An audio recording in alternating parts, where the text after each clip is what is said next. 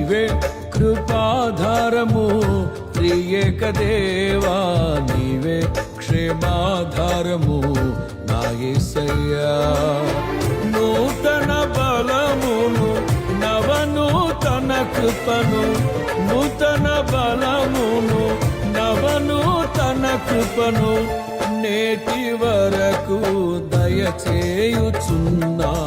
నిన్నే ఆరాధింతును పరిశుద్ధుడా, ఈ స్తోత్ర గీతం నీకేనయ్యా. నిన్నే ఆరాధింతును పరిశుద్ధుడా, ఈ స్తోత్ర గీతం